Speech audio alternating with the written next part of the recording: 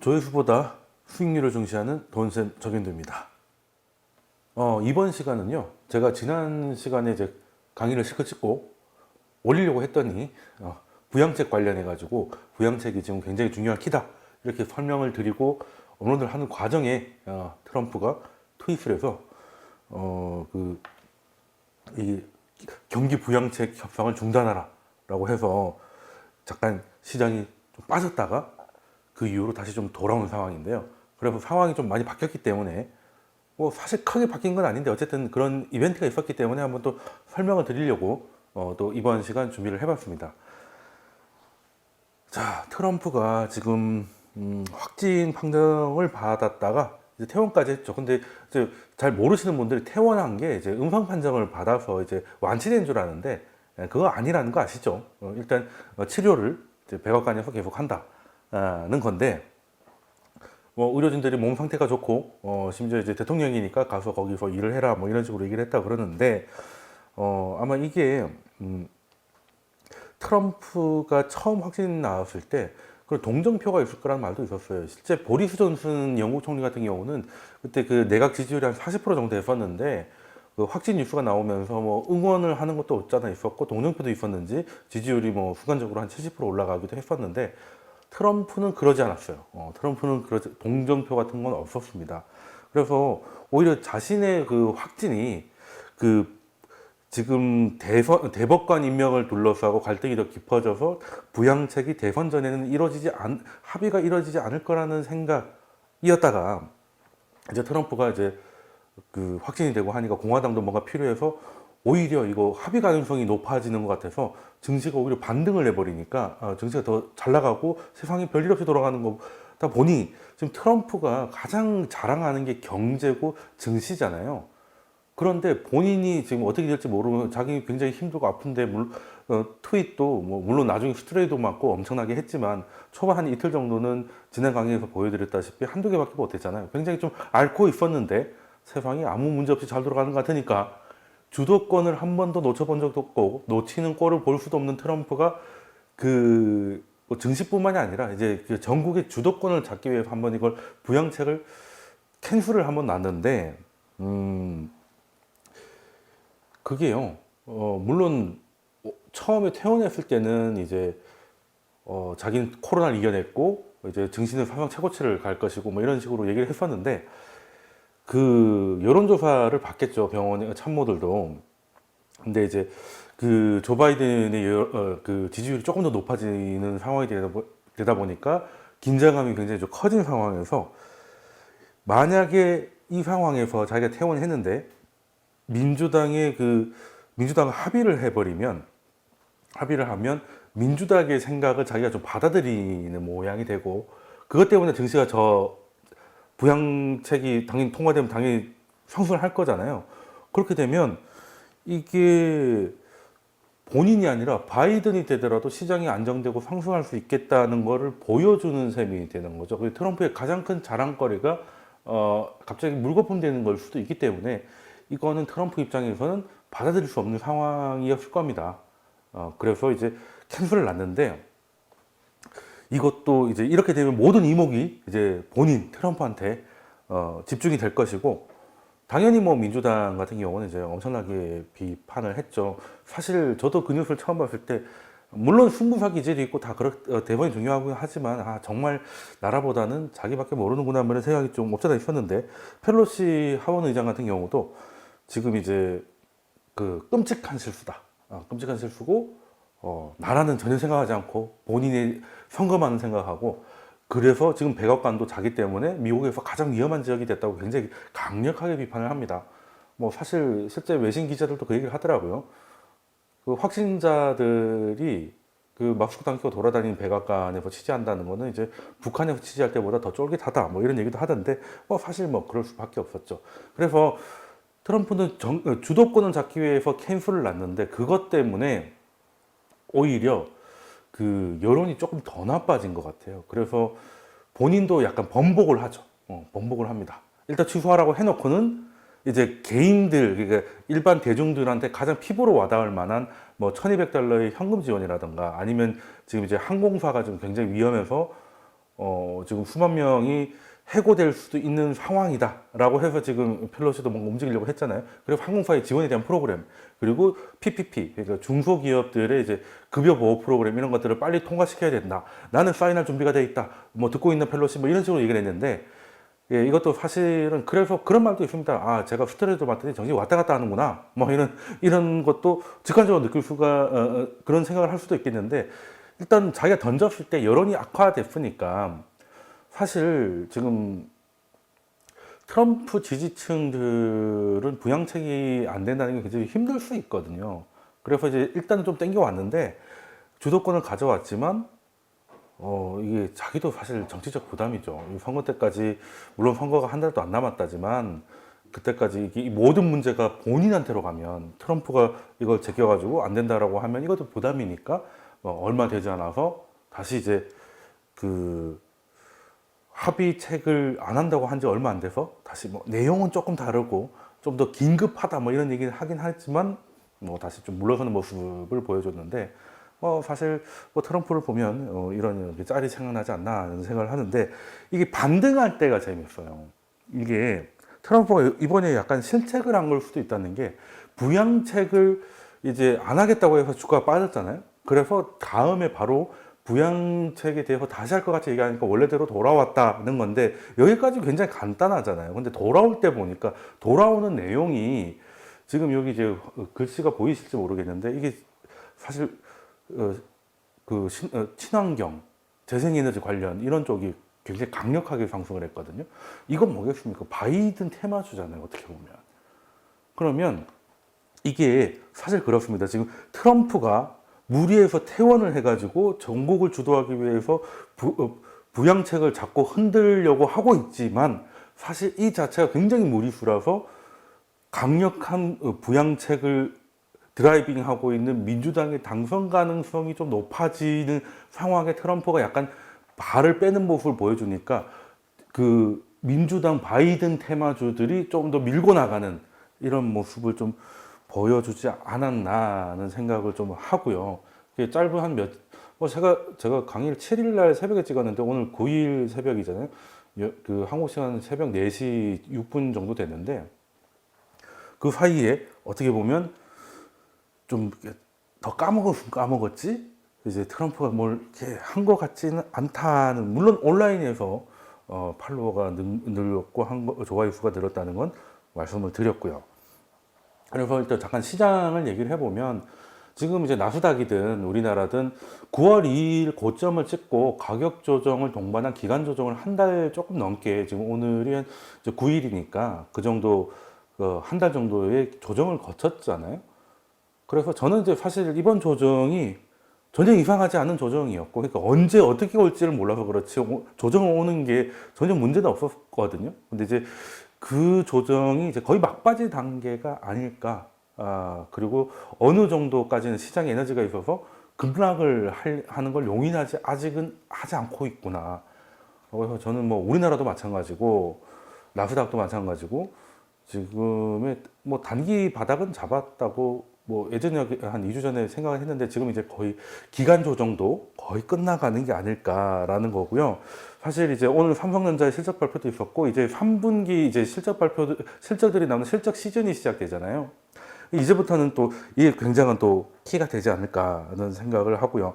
그래서 이거에 사실 근데 3분기 실적이 그렇게 나쁘지 않을 수 있겠다는 기대감도 이번 반등에 좀 녹아 있지 않나 하는 생각을 좀 합니다. 그래서 그런 기대감이 스며드는 걸 보니까 뭐 조정은 사실상 뭐 85에서 90% 정도 된 거고, 앞으로는 그냥 조금 잔잔한 이제 그 변동성은 이어질 수 있겠지만, 뭐 크게 추가 레벨 다운 정도의 하락 가능성은 조금 좀 접어도 될 것 같다, 좀 줄여도 될 것 같다는 생각을 좀 해보고요. 뭐 지금까지 그렇다는 겁니다. 근데 또 뉴스가 나오면 어떻게 될지 모르겠지만 현재까지 판단은 그렇다는 거고요. 그리고 지금 이제 트럼프가 중요한 건 이제 경합주라는 건 이제 너무나 많이 말씀을 드렸고 많이 들으셨을 텐데, 경합주에서도 이제 바이든이 리드를 하고 있다는 기사들이 좀 제법 나오고 있어요. 예전부터 조금 있기도 했었는데, 지금 뭐 애리조나, 플로리다, 미시건, 사우스캐롤라이나, 펜실베니아 6개 주에서 바이든이 리드를 계속 지켜가고 있다는 건데, 여기 이제 그 설문조사 결과를 발표했던 이제 CNBC 화면이고요. 여기가 이제 이게 골드만삭스가 이번에 발표한 리포트인데 270명의 선거인단을 먼저 확보하는 게 이제 미국 대선에 승리를 하는 거잖아요. 사실은 이 독특한 이 선거인단이라는 독특한 제도 때문에 아직까지 지켜봐야 된다는 거지. 한국하고 똑같은 그냥 직선제였으면 지금 사실 트럼프 재선 가능성은 굉장히 낮은 거죠. 지지율이 지금 두 자릿수도 나오기도 하고 차이가 평균 한 8% 정도 나옵니다. 그러면 이제 한 달 전에 뒤집는 게 쉽지 않은 상황이거든요. 근데 경합주를 지난번에서는 경합주 8개 중에 6개를 그냥 거의 다 가져갔고 그것 때문에 선거인단 확보에 승리를 해서 이제 이긴 건데 자 지금은 이제 파란색이 민주당이고 이제 빨간색이 이제 확실한 트럼프, 확실한 바이든인데 270이 여기에요. 여기가 좀 소위 이제 오하이오부터 플로리다, 뭐 애리조나 해서 경합주인데 트럼프는 경합주들을 여기까지 다 먹어야 됩니다. 뭐 그럴 가능성이 없다라고 말할 수는 없지만 쉽지는 않은 것 같아요. 그리고 지금 뭐 확보했던 굉장히 안전하게 확보할 수 있다고 판단한 게 골드만삭스 판단한 게 현재 216이고 트럼프 129예요. 쉽지 않을 수 있겠다. 그래서 지금 보면 월가의 반응, 그러니까 금융시장의 반응을 보면 지난 시간에도 설명드렸지만 사실 바이든 대통령을 상정하고 있는 거 아닌가 하는 생각도 한 번씩 들고요. 그래서 지금의 시장의 키는 트럼프의 재건이 아니고 트럼프가 불복할 거냐, 승복할 거냐, 뭐 이걸로 가는 듯한 느낌도 없잖아 있다. 물론 이번에도 이변이 일어나지 말라는 법은 없지만 두 번의 이변이 가능할지는 좀 지켜봐야 될 것 같아요. 그래서 사실은 또 미국이 이렇게 독특하지만 않았어도 이렇게 불확실성이 높을 상황이 아니었는데 일단은 미국의 제도는 좀 재밌으니까 좀 지켜보겠다는 건데 현재 상황은 2016년보다는 민주당이 조금 유리한 상황이 아닌가 싶기도 하고요. 그래서 제가 조금 전에 나스닥이나 이런 것들도 어느 정도 바닥이보다는 이제 조정을 한번 겪었는데 그 조정이 이제 마무리되고 그렇다고 뭐 앞으로 쭉 가는 건 아니겠지만 한 번씩 있을 수 있는 조정이 마무리되고 있다는 거고요. 이거는 이제 닷컴 버블하고 지금하고 좀 비교를 한 거거든요. 이제 점선으로 되어 있는 게 1999년 닷컴 버블이고 그리고 이제 하늘색으로 되어 있는 게 현재 2020년부터입니다. 이게 뭐 코로나 때문에 약간 이게 왜곡이 생겼지만 뭐 비슷하게 가고 있죠. 근데 이게 꼭 이렇게 간다는 건 아닙니다. 뭐 그렇게 예전에 그랬다는 거죠. 예전에 그랬다는 건데 그래서 이제부터는 뭐 9월 이후부터 시작했던 기관 조정은 뭐 상당 부분 마무리 단계로 보고요. 그래서 급등은 아니더라도 그러니까 반등이 마무리됐다고 해서 급등이 나오는 게 아니에요. 이제 더 이상 이제 하방 연기성을 확인하면서 그냥 옆으로 더 갈 수 있는 거지. 그러니까 두 가지 케이스.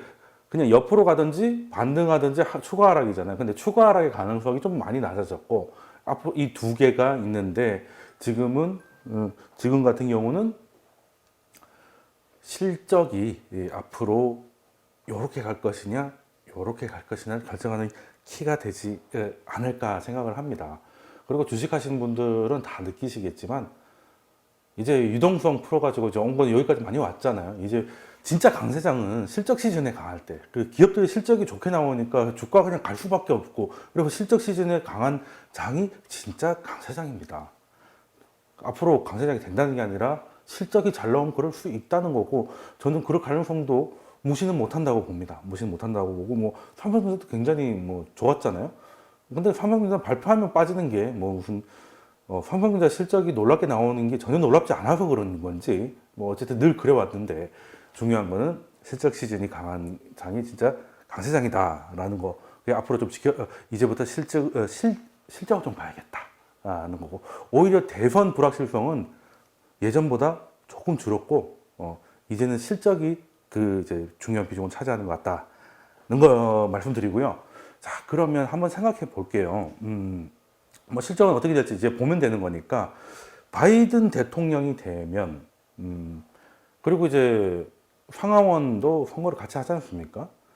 쉽게 말해서 지난 강의에도 제가 뭐 시나리오를 몇 개 말씀드렸는데 세 개 전부 다 싹쓸이를 해버리면 대통령 바이든 상원 장악 하원 장악 하원은 뭐 사실 기정사실이고 그러면 어떤 일이 일어날까? 어떤 일이 일어날까? 일단 뭐 바이든이나 민주당에 대한 강의를 좀 들으셨거나 이해가 있으신 분은 가장 큰 두 개는 일단 법인세를 이제 복구하는 거죠. 인상이라고 보기에는 트럼프가 35, 최대 35였던 걸 20일까지 많이 낮췄잖아요. 이거를 뭐 35로 다시 올린다는 건 좀 너무한 것 같고 28% 정도, 한 7%, 골드만삭스도 그정 7% 정도를 복구시킬 거라고 보고 있더라고요.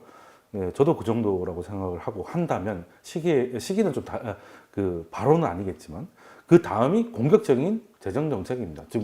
지금만 해도 당선되기 전에도 지금 합의가 안 되는 이유가 민주당이 워낙 크게 쏘자는 것 때문에 안 되는 거잖아요. 그러면 만약에 뭐 대통령, 의회를 다 장악했는데 대규모 재정 정책을 쓰지 못할 이유도 없지 않나 하는 거고, 그리고 세금도 지금보다는 좀 올라갈 것이고, 그리고 또 얘기가 나올 수밖에 없는 게 최근 이제 상승을 해도 페이스북 같은 건 좀 상승폭이 좀 약해요.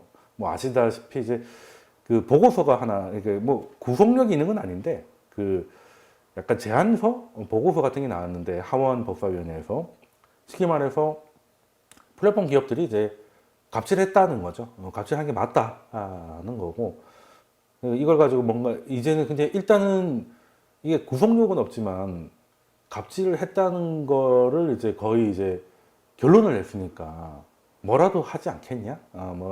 이런 것들이 조금 있다는 건데, 그 보고서에 대해서는 따로 영상을 한번 설명드릴게요. 약간 얘기를 좀 해볼 만한 게 있을 것 같아서 이제 그거는 따로 챕터를 한번 빼보기로 하고, 자 그러면 이제 골드만삭스가 이번에 좀 재밌는 리포트를 내가지고 지금 설명드리고 싶은데, 쉽게 말해서 그 백악관, 하원, 상원, 싹쓸이를 민주당이 하면 어떤 일이 벌어질까 이건데요. 크게 두 개가 벌어질 거는 미리 말씀드렸고, 자 그러면 자 가정을 해서 싹쓸이가 됐습니다. 그 미국의 헌법상 1월 20일 대통령 취임일 때까지는 무조건 대통령이 결정이 돼야 됩니다.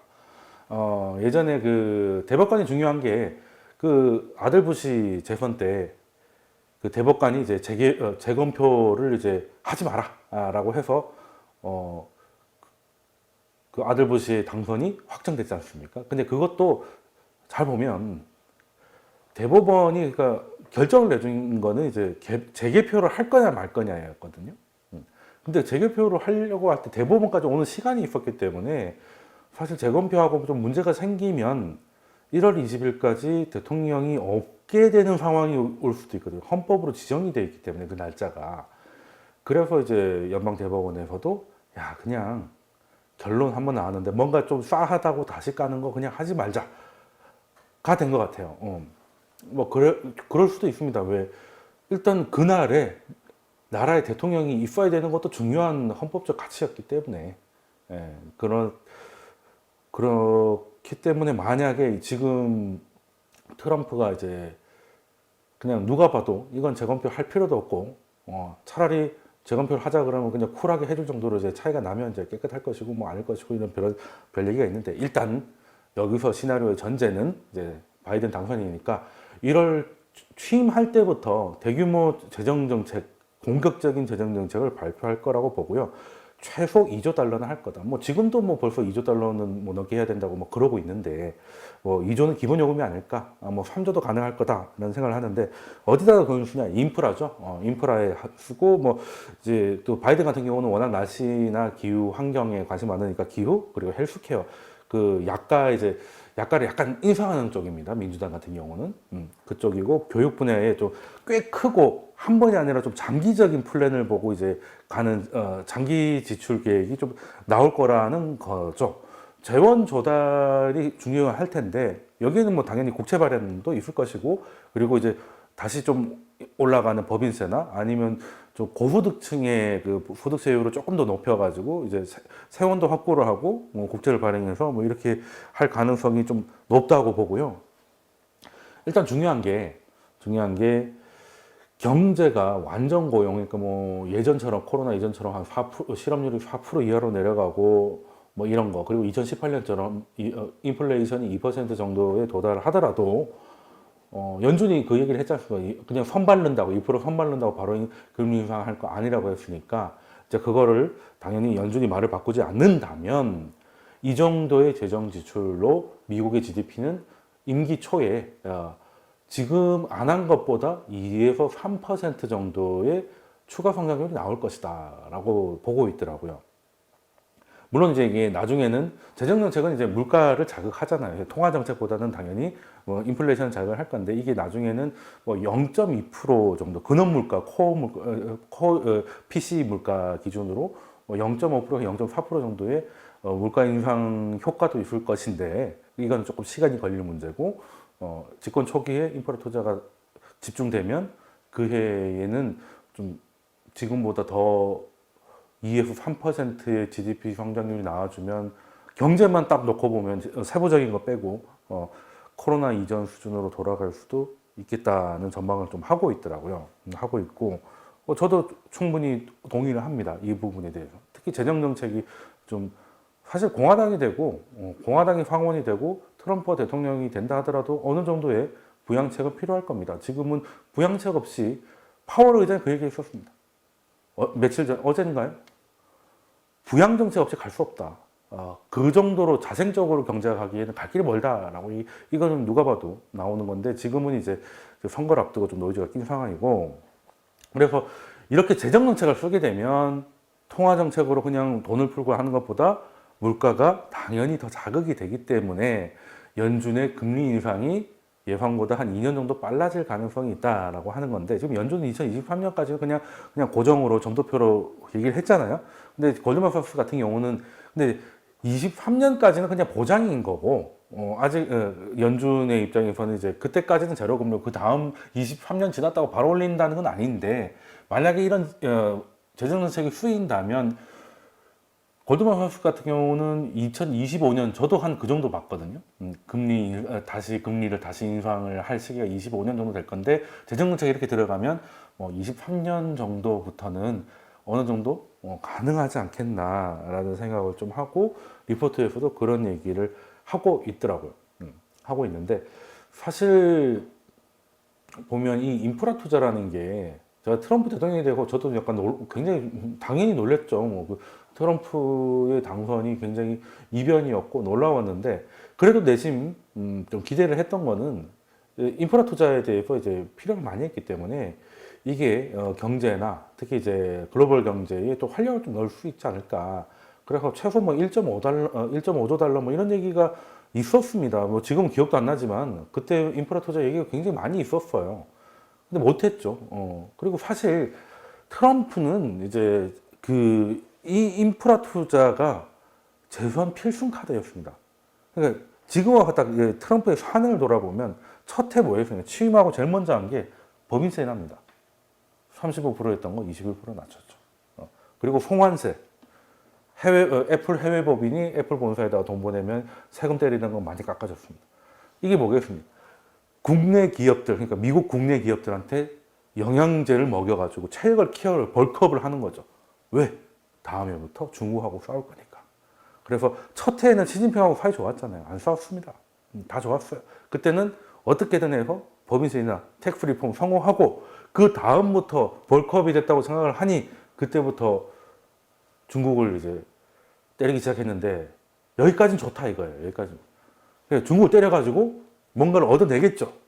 물론 뭐 다자간 이런 식으로 하면 시간 걸리니까 뭐 오바마처럼 TPP 만들고 뭐 이런 식으로 다자간 뭐 이런 식으로 가면 너무 오래 걸리니까 트럼프는 그냥 바로 그냥 징벌적인 관세를 때려가지고 빨리 뭔가를 중국한테 받아낸 다음에 그러면 이제 중국에서 일자리와 그리고 중국한테 우리가 많이 팔게 돼서 위대한 뭔가가 많이 만들어졌잖아요.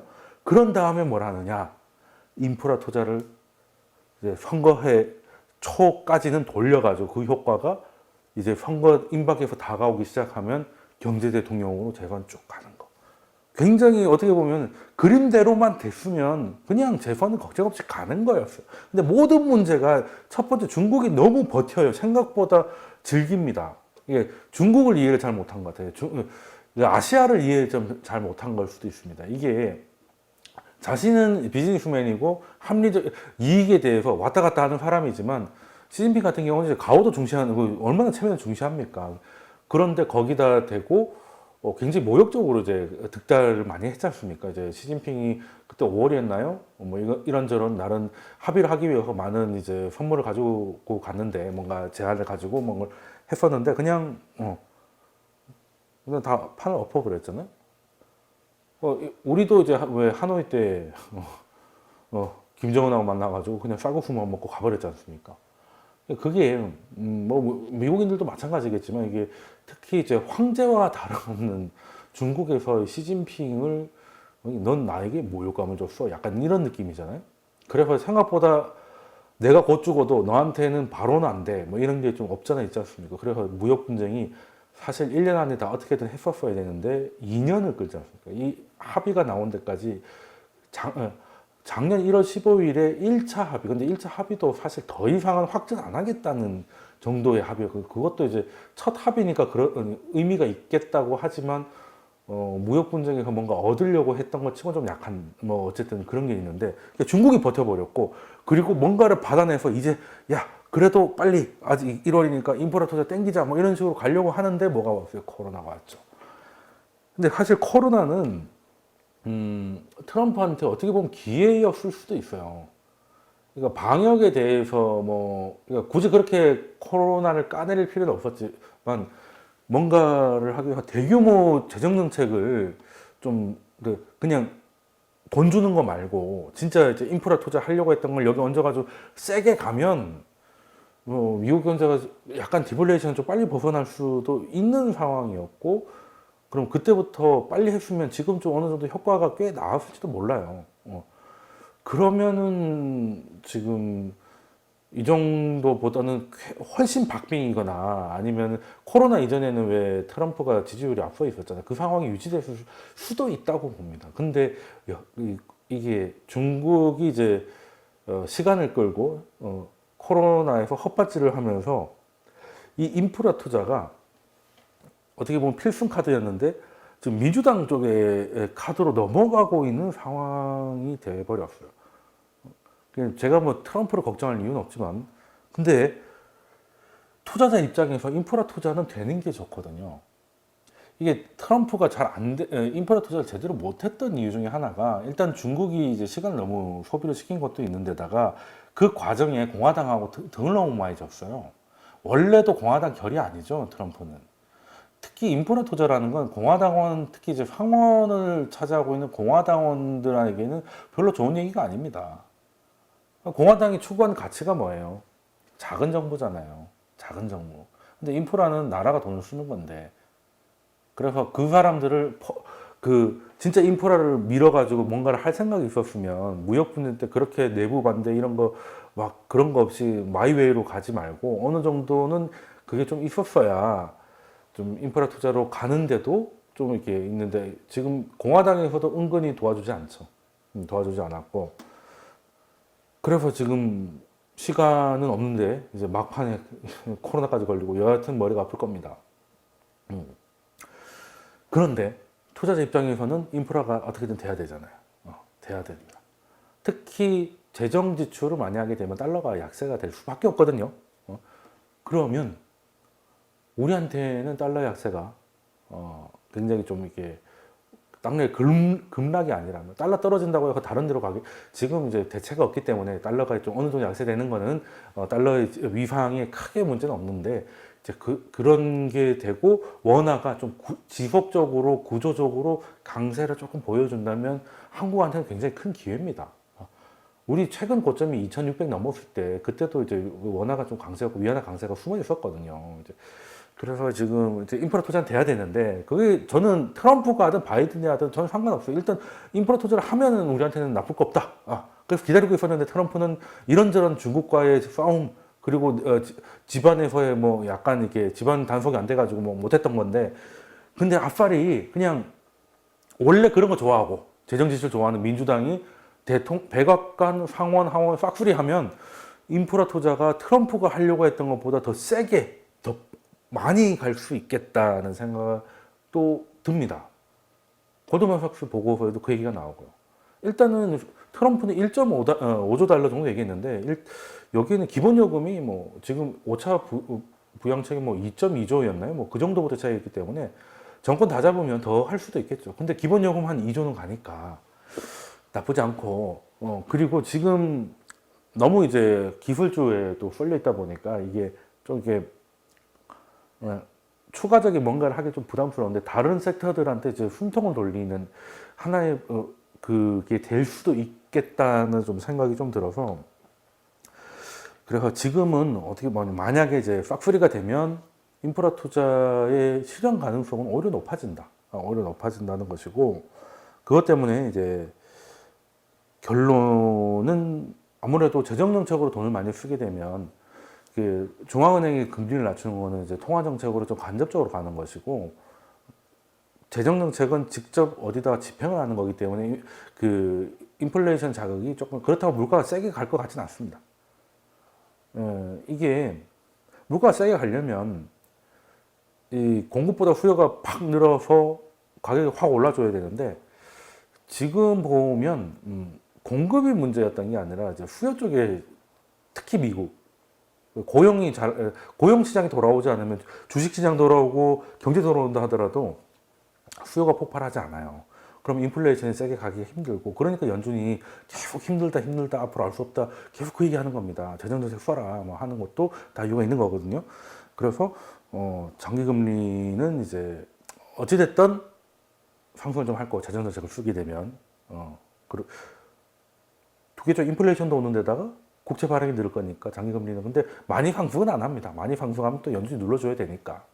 뭐 연준이 뭐 일을 안 한다, 뭐 손을 빼고 있다, 뭐 이렇게 하는 분들도 계시던데 꼭 그렇진 않아요. 그냥 결과적으로 연준은 돈을 찍는 게 목적이 아니고, 돈을 찍는 거는 수단이잖아요. 그래서 뭘 하려고 합니까? 장기 금리를 적정 수준에 맞추려고 하잖아요. 그러면 이제 금리가 너무 치솟으면 다시 사면 되지. 근데 물론 6월 달에는 올라가는데 안 사주는 것 같아가지고 겁이 나서 한번 빠진 적이 있습니다. 근데 그렇다고 그렇게 많이 올라가느냐? 그것도 아닙니다. 그것도 아니에요. 그래서 지금 이제 뭐 트럼프가 뭐 확진되고 해도 금리 그렇게 많이 움직이지 않았습니다. 예.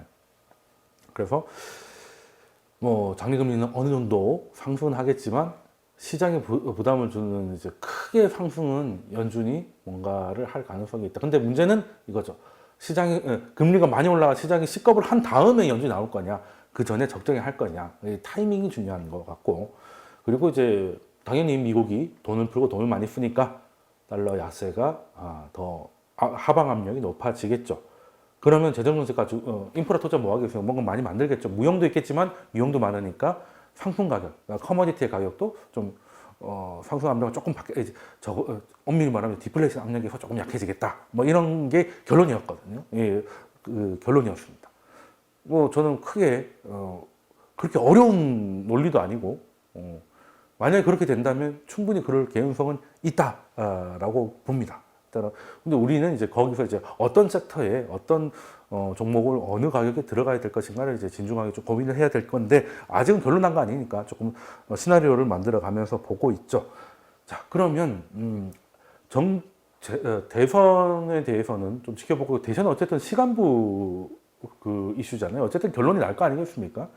자, 그럼 이제 연준에서도 무슨 얘기하는가를 좀 보고 이제 마무리를 할까 하는데, 여기 왼쪽에 계신 분이 필라델피아 연준 총재 해트릭 하커라고 지역 연준 총재인데, 뭐 미국에는 그 연준도 쪼개져 있죠. 미국은 원래 이제 그 하나로 뭉치는 거 되게 싫어했거든요. 연방주의자하고 비연방주의자가 있었는데, 그래서 연준도 다 지역 연준으로 13개로 쪼개가지고 있고 뭐 했는데, 거기에 이제 총재가 또 따로따로 다 있습니다.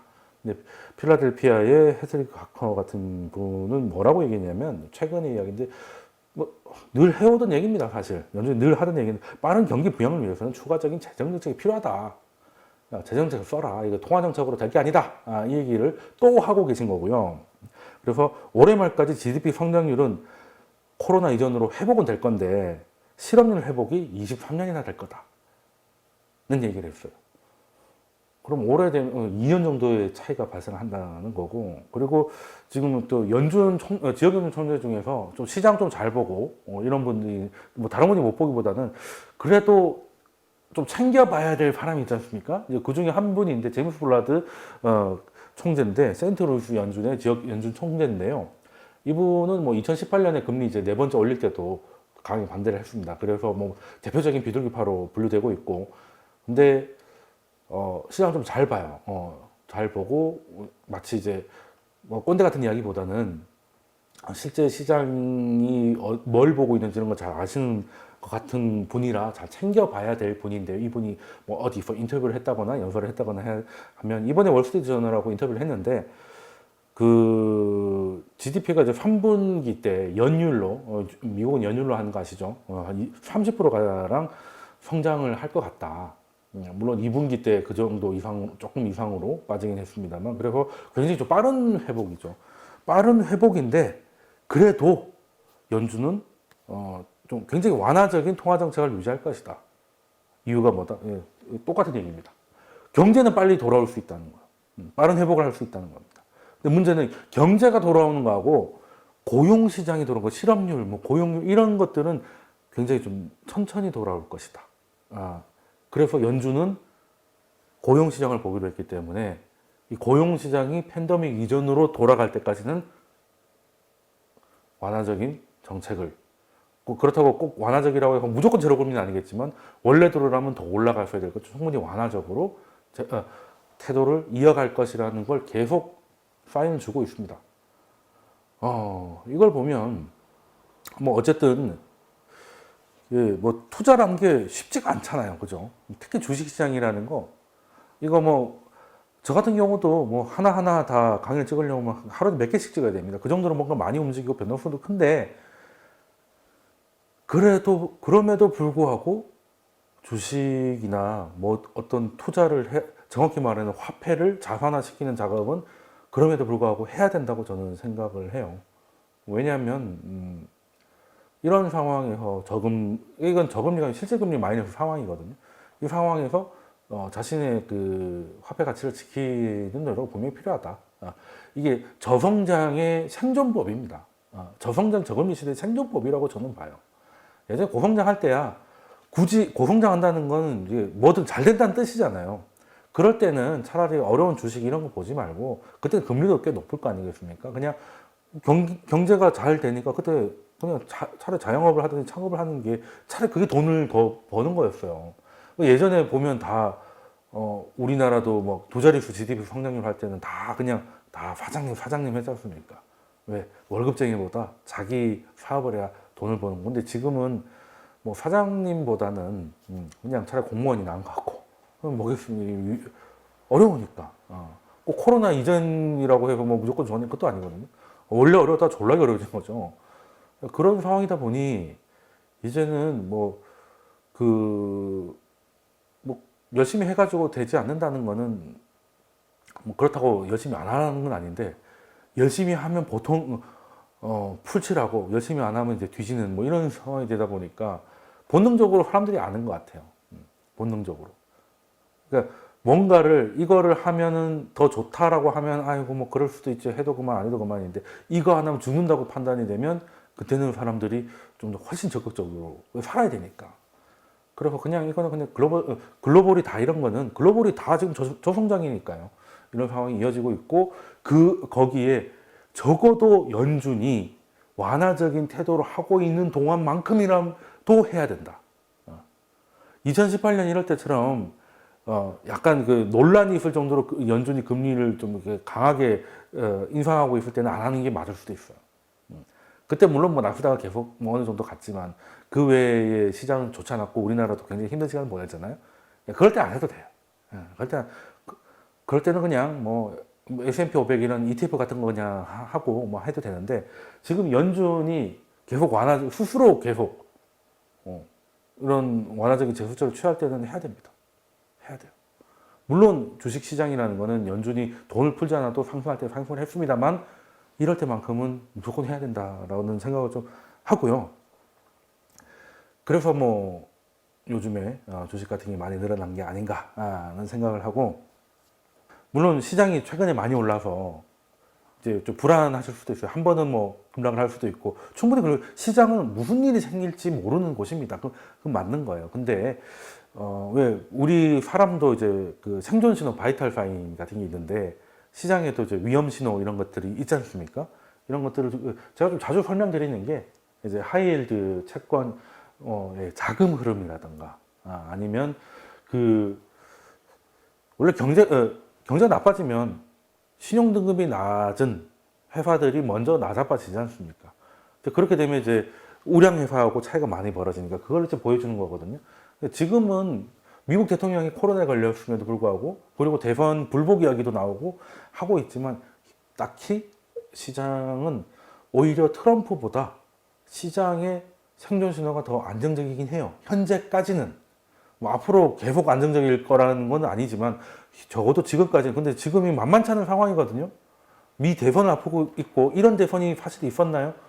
결과가 완전히 극단적으로 누가 압도를 하지 않는 이상 한 명이 불복할 수도 있고 어떻게 될지 모르는 상황인 게 쉽지 않은 상황이고 그리고 주가도 꽤 많이 올라와 있고 코로나는 아직 끝나지 않았습니다.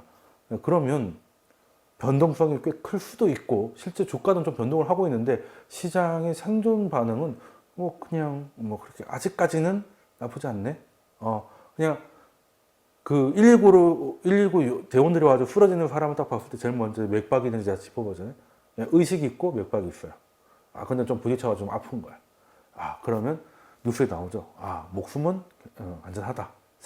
생명에는 이상이 없다. 그러나 찰과상이 있어서 치료가 필요하다. 뭐 이 정도인데 현재가 지금 그런 상황인 것 같습니다.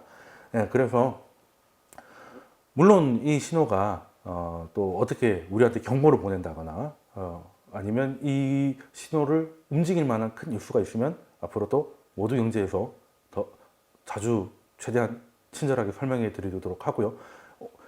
아무래도 영상은 좀 준비를 해야 되고 촬영도 해야 되니까 좀 더 이제 빠른 걸 원하시면 제 카페도 와주시면 제가 텍스트로도 많은 정보를 드리고 있으니까 거기서 또 좋은 정보를 받아 가셨으면 좋겠고요. 혹시 좀 도움이 되셨다면은 이제 구독과 좋아요 부탁드리고요. 다음 영상에서 또 뵙겠습니다. 감사합니다.